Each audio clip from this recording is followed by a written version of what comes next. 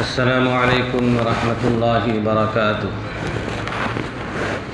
الحمد للہ نحمده ونستعینه ونستغفره ونؤمن به ونتوکل علیہ ونعوذ باللہ من شرور انفسنا ومن سیئات اعمالنا من يهده الله فلا مضل له ومن يضلله فلا هادي له ونشهد أن لا إله إلا الله وحده لا شريك له ونشهد أن محمدا عبده ورسوله أما بعد أرسله بالحق بشيرا ونذيرا وداعيا إلى الله بإذنه وسراجا منيرا فأعوذ بالله من الشيطان الرجيم بسم الله الرحمن الرحيم وذكر فإن الذكرى تنفع المؤمنين وقال النبي صلى الله عليه وسلم للجار حق او كما قال علیہ الصلاۃ والسلام۔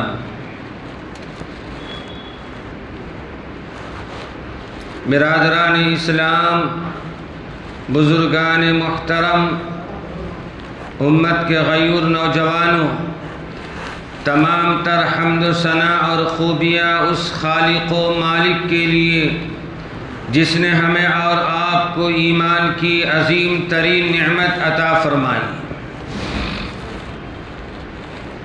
اور لاکھوں درود و سلام ہو امام الانبیاء خاتم الرسل جناب محمد الرسول اللہ صلی اللہ علیہ وسلم پر، جن کی محنت اور کاوشوں کے صدقے میں آج ہم سب مومن اور مسلمان ہیں۔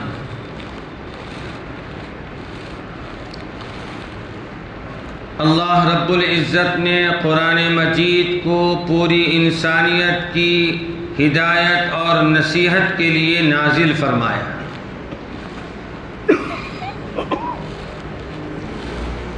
یہ قرآن مجید جو اللہ کی عظیم الشان کتاب ہے، جن لوگوں نے اس کتاب پر ایمان لائے، اس کے احکامات و تعلیمات کے مطابق اپنی زندگی گزاری، ان کے لیے اللہ نے بڑی بڑی بشارتیں اور خوشخبریاں سنائی، بمقابلہ ان لوگوں کے جنہوں نے قرآن مجید کو نہیں مانا، اللہ کی اس کتاب پر ایمان نہیں لائے، اللہ کی توحید پر ایمان نہیں لائے، نبی کی رسالت کو نہیں مانا، من چاہی زندگی گزار کر دنیا سے چلے گئے، تو وہ ہمیشہ ہمیش کے لیے خسارے اور نقصان میں ہیں۔ اللہ کے نبی جناب رسول اللہ صلی اللہ علیہ وسلم نے امت کو ہمیشہ نصیحتیں فرماتے، روز اول سے، جس دن سے قرآن مجید اور اللہ کے احکامات کا نزول ہونا شروع ہوا، اس دن سے اللہ کے نبی صلی اللہ علیہ وسلم اپنے صحابہ کرام کو لے کر بیٹھتے، ان کو نصیحتیں فرماتے، ان کو سمجھاتے، اللہ کی توحید پر ان کو یقین دہانی کے لیے ان کو ترغیب دیتے۔ اسی لیے کہا جاتا ہے کہ اسلام کا سب سے پہلا مرکز، جس مقام پر، جس گھر میں، جس جگہ پر بیٹھ کر اللہ کے نبی صلی اللہ علیہ وسلم اپنے صحابہ کرام کو نصیحتیں فرماتے، وہ جگہ مکہ کا وہ صحابی جن کا نام ارقم بن ارقم تھا۔ اسلام کا سب سے پہلا سینٹر، پہلا مرکز دار ارقم تھا، جہاں بیٹھ کر اللہ کے نبی صلی اللہ علیہ وسلم لوگوں کو سمجھاتے اور نصیحتیں فرماتے۔ قرآن نے کہا وَذَكِّرْ فَإِنَّ الذِّكْرَى تَنفَعُ الْمُؤْمِنِينَ، کہ نصیحتیں کیجئے، سمجھائیے، اس لیے کہ نصیحت کرنا، سمجھانا لوگوں کے لیے نفع بخش ہوگا۔ اس لیے ہم دنیا کے ہر شعبے میں دیکھتے ہیں کہ لوگ اپنے ماتحت والوں کو بیٹھا کر مہینے میں 2 مہینہ میں ایک بار بیٹھا کر ان کو کچھ نصیحتیں کرتے ہیں تاکہ وہ لوگ اپنی ڈیوٹی کو صحیح طریقے سے انجام دے سکیں اور پورا کر سکیں۔ اللہ رب ذوالجلال نے پورا قرآن نصیحت بنا کر نازل فرما دی کہ اس قرآن کے ذریعے تمہیں نصیحت ملے گی۔ حکیم لقمان بہت ہی مشہور ہیں رحمت اللہ علیہ، رحمت واسعہ،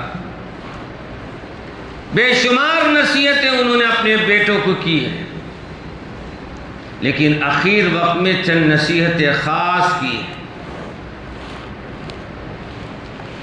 ان میں ایک نصیحت یہ ہے کہ بیٹا، میں نے بہت سمجھایا، بہت نصیحتیں تم کو کیا ہے، لیکن اب میرا اخیر وقت ہے، چند نصیحتیں اور تم کو کچھ کرنا چاہتا ہوں جو تمہاری آخرت کے لیے کام آ جائے، کارگر ہو جائے۔ انہوں نے اپنے بیٹے کو بیٹھا کر یہ سمجھایا اور نصیحتیں کیا کہ بیٹا، دنیا سے اپنا رشتہ، دنیا پر اپنا فوکس کہہ لیجئے، اور دنیا پر محنت اسی انداز میں کرنا جتنے دن تم کو رہنا ہے۔ اب تمہاری زندگی کتنی گزر چکی ہے اور کتنی گزرنی باقی ہے، تم یاد رکھنا، تو دنیا پر جو محنت کرنا، دنیا سے جو اپنا رشتہ کرنا، دنیا سے جو اپنا تعلق پیدا کرنا، اور دنیا جو برتنا، اس لحاظ سے برتنا کہ تم کو دنیا میں کتنا ایام رہنا ہے، کتنے دن رہنا ہے۔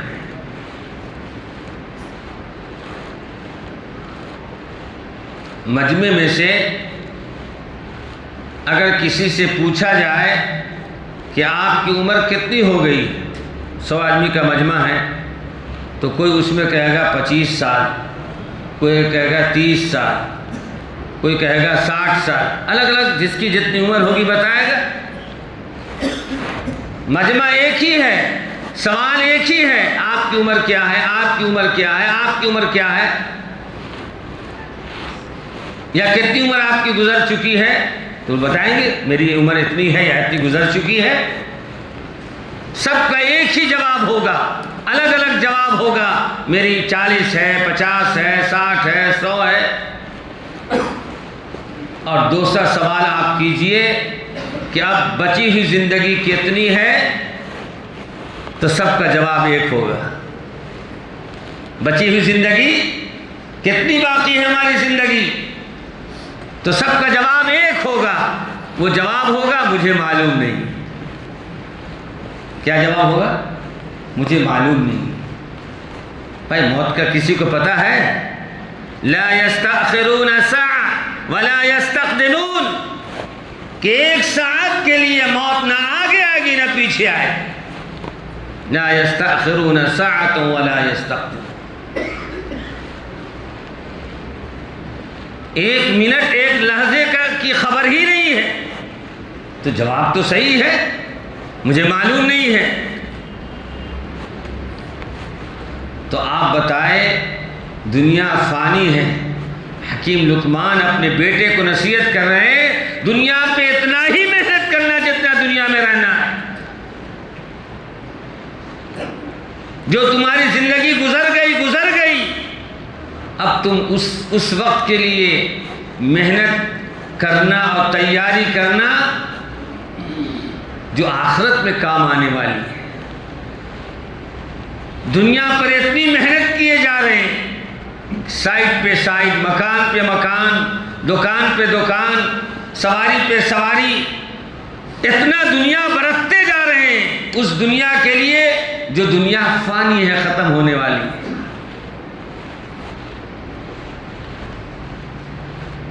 تو جس دنیا میں رہنا ہے اس دنیا کے لیے بتائیں کہ ہماری اتنی سال عمر ہو گئی، اتنی سال عمر ہو گئی، اور جہاں جانا ہے جو لامحدود زندگی ہے، جس کے بارے میں ایک پل کی خبر نہیں ہے، وہاں کے بارے میں کیا تیاری ہوئی؟ وہاں کی کیا تیاری ہے؟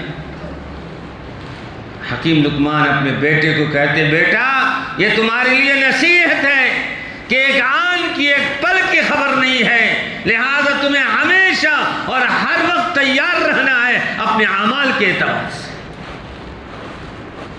اپنے اعمال کے اعتبار سے تیار رہنا ہے۔ اعمال بنیاد ہے، بنیاد ہے۔ اللہ کے نبی جناب رسول اللہ صلی اللہ علیہ وسلم نے بھی ایک موقع پر اپنے صحابہ سے فرمایا میں کچھ بات کہنے جا رہا ہوں، کچھ نصیحت کر رہا ہوں، یہ بتاؤ کہ اس نصیحت کو کون سنے گا اور کون عمل کرے گا، دوستوں تک پہنچائے گا۔ حضرت ابو ہریرہ رضی اللہ تعالیٰ عنہ وہاں موجود تھے۔ کہا اللہ کے نبی صلی اللہ علیہ وسلم ہم آپ کے اس فرمان کو سنیں گے بھی، عمل بھی کریں گے اور اوروں تک پہنچائیں گے۔ تب اللہ کے نبی جناب رسول اللہ صلی اللہ علیہ وسلم نے نصیحت فرمائی اور سمجھایا اور فرمایا، وہ نصیحت یہ ہے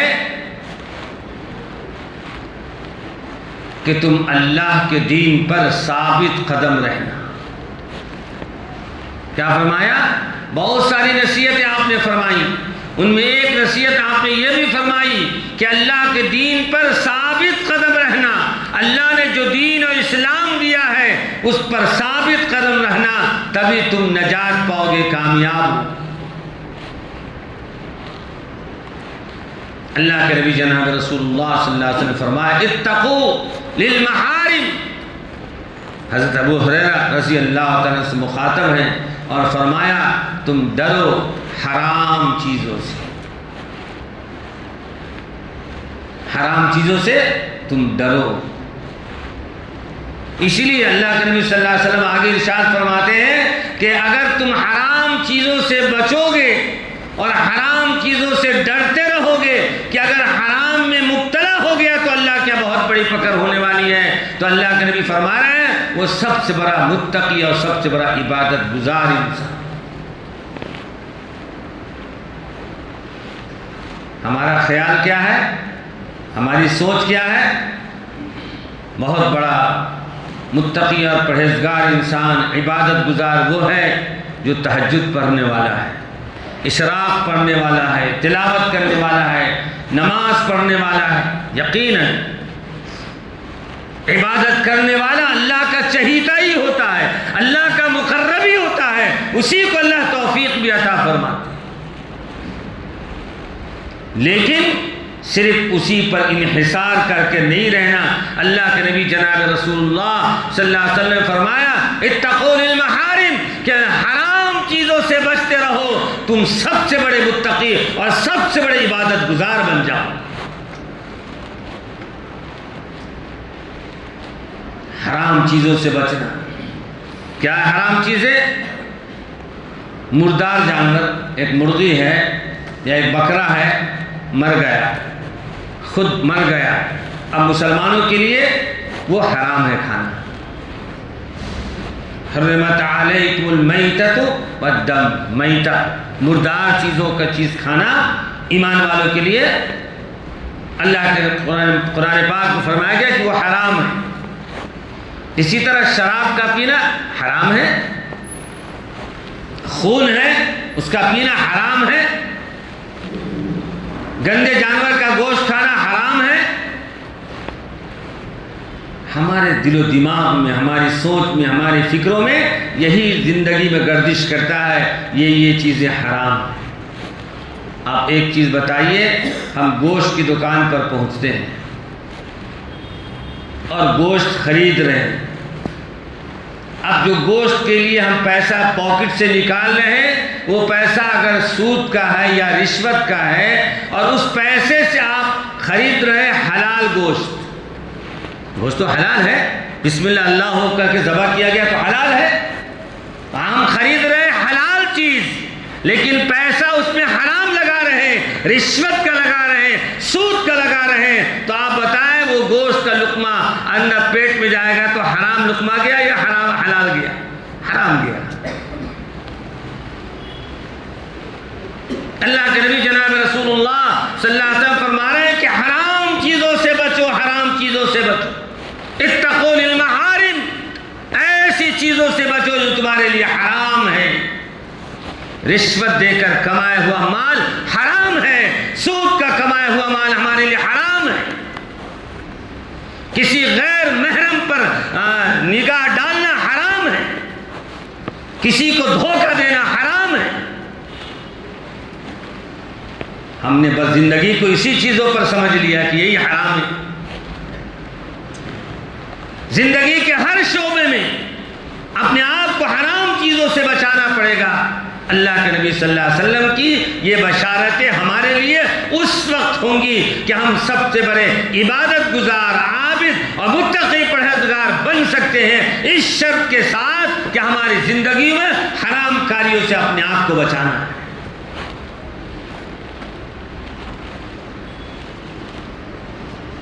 اللہ کے نبی جناب رسول اللہ صلی اللہ علیہ وسلم نے فرمایا للجار حق، ایک جگہ فرمایا احسن للجار،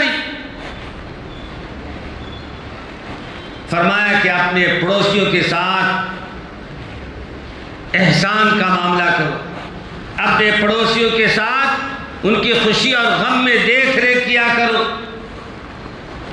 اگر پڑوسیوں کو ہم سے تکلیف پہنچتی ہے، اگر ہم ستاتے ہیں تو یاد رکھیے یہ گناہ کبیرہ ہے۔ اللہ کے نبی جناب رسول اللہ صلی اللہ علیہ وسلم نے اپنے صحابہ کے مجمع میں خطاب فرمایا کہ جبرائیل امین ہمارے پاس اللہ کی طرف سے پڑوسیوں کے بارے میں اتنا تذکرہ کیا، جب آتے تذکرہ کرتے مجھے احساس ہونے لگا ایسا نہ ہو کہ پڑوسیوں کے حق کو بھی اللہ تعالیٰ فرض کر دے۔ اور یہ فرمایا کہ جیسے باپ کی میراث میں اولاد کا حق ہوتا ہے، مجھے شک ہونے لگا کہ جبرائیل اتنی کثرت کے ساتھ پڑوسیوں کے حق کے بارے میں اللہ کی طرف سے آ کر بتا رہے ہیں، ایسا نہ ہو کہ ہمارے مال میں پڑوسیوں کا بھی حق اللہ ثابت کر دے۔ آج اپنے گھر کے سامنے صفائی کرتے ہیں اور گندگی دھکیل دیتے پڑوسی میں، ادھر دھکیل دیتے، اپنی گاڑی کو واش کیا، اچھا سے دھویا، پانی جا کر پڑوسی کے پاس ٹھہر گیا، ان کو تکلیف ہوگی، آرام ہوگا۔ رات میں کہیں سے آئے اپنے گھر کے سامنے بیل بجا رہے ہیں، معلوم ہے گھر کے لوگ تو ہوشیار ہے، فون کر دیا میں آ رہا ہوں، اور اپنے گھر کے لوگ تو سوتے رہے، جاگتے رہے، لیکن پورا پڑوسی اٹھ کر بیٹھ گئے۔ میرے دوست بزرگوں، یہ سب گناہ ہے، یہ حقوق العباد کی سخت ترین گناہ کا عمل ہے۔ اپنے پڑوسیوں کا خیال کرنا، للجار حق، فرمایا پڑوسیوں کا تمہارے اوپر حق ہے۔ آج کون دیکھتا پڑوسیوں کو؟ الا ماشاء اللہ، کچھ لوگ تو ہر زمانے میں ہیں اور رہیں گے ایسے جو سب کے ساتھ چلتے ہیں، حیات لے کر چلو، پیام لے کر چلو تو سارے زمانے کو ساتھ لے کے چلو۔ ایسے نیک لوگوں سے تو اللہ دنیا چلا رہا ہے، لیکن اکثریت ایسی ہے جو اپنے پڑوسیوں کا خیال نہیں کرتے، کہتے ہیں ہمارے پاس موقع کہاں ہے، اپنے کام کاج سے تو فرصت ہی نہیں، پڑوس کو کون دیکھتا ہے، ایسے بول دیتے ہیں۔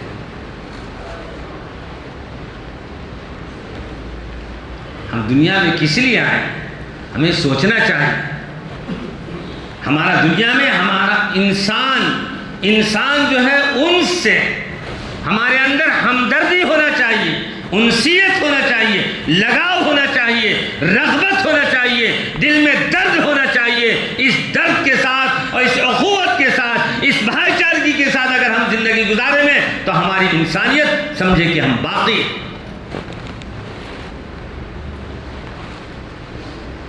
اللہ رب العالمین نے قرآن مجید میں ہمارا رشتہ اعلان فرمایا ہے، انما المؤمنون اخوہ فاصلحوا بین اخویکم، فرمایا تم آپس میں بھائی ہو، ایک مومن کا بھائی ہے۔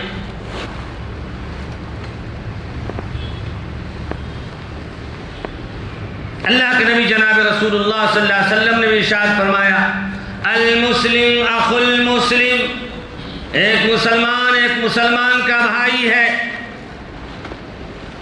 اس بھائی کا کتنا ہم حق ادا کر رہے ہیں،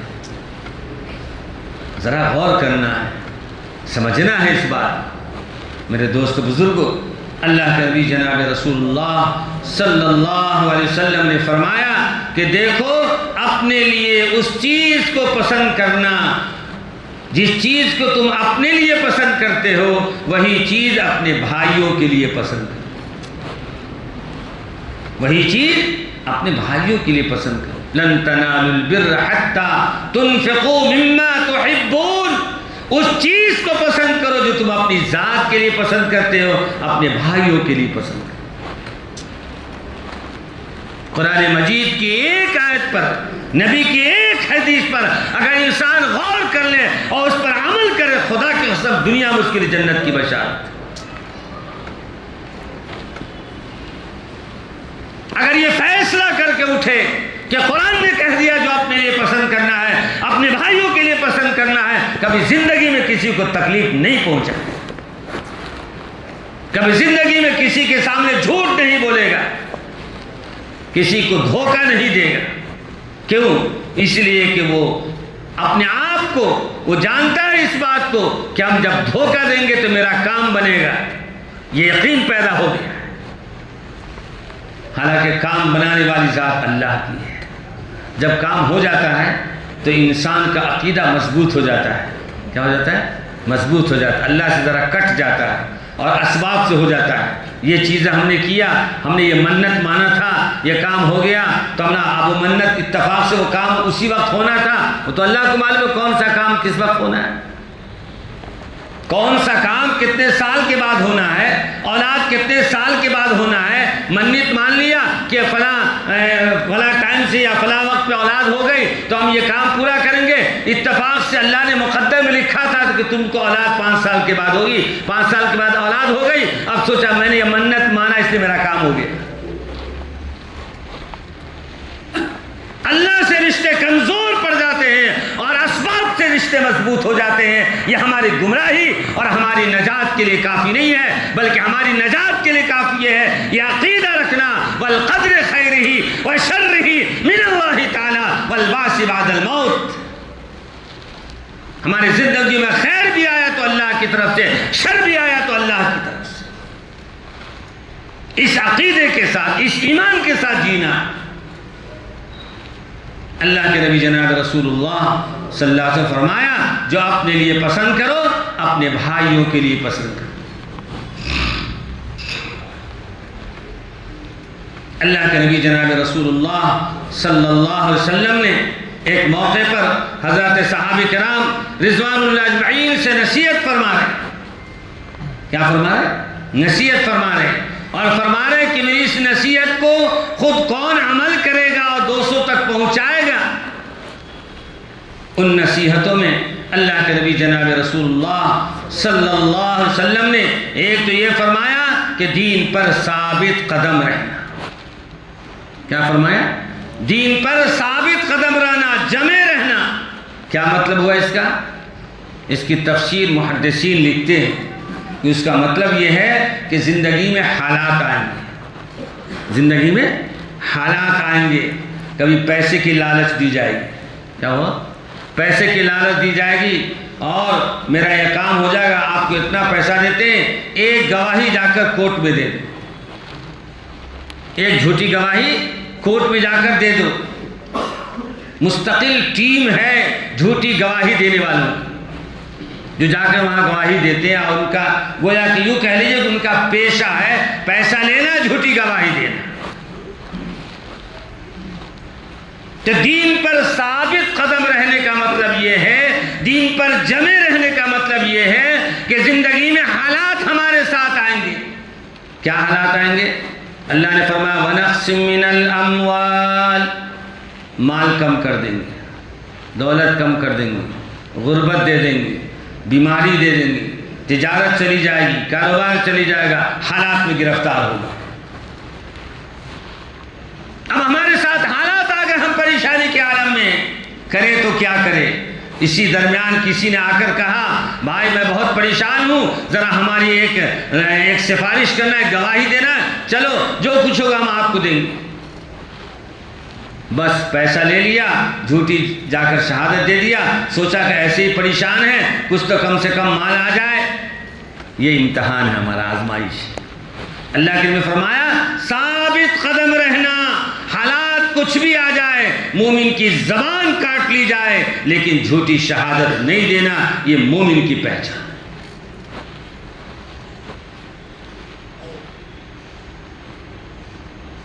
ہمارے ساتھ زندگی میں حالات آئیں گے، کیا ہمارے نبی صلی اللہ علیہ وسلم سے بھی زیادہ حالات آئے؟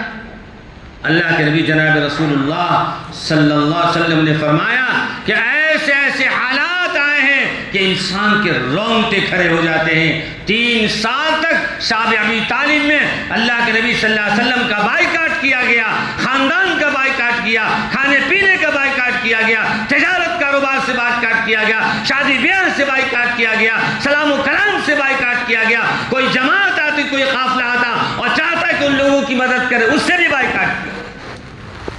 کیسے کیسے حالات آئے، لیکن نبی وہی دور ہے شعب ابی طالب کا جو صحابہ کرام بھوک کی شدت کی وجہ سے درخت کے کچے پتے چبائے ہیں اور اپنے پیٹ کو جھوٹی تسلی دیا ہے۔ وہی زمانہ ہے شعب ابی طالب کا کہ چمڑے کو پانی میں بھگو کر نرم کر لے اور دانت سے چباتے تاکہ پیٹ کو ذرا تسلی ہو جائے۔ کیا ہمارے ساتھ بھی ایسے حالات؟ ہمارے ساتھ تو ایسے حالات نہیں ہیں۔ 1-2 ہفتہ گزر جاتا، 10 دن گزر جاتا، گھر میں چولہے نہیں جلتے، ناشتہ کیا، کھانا کیا، رات کا کھانا کیا، ہفتہ گزر جاتا اور گھر میں چولہے نہیں جلتے۔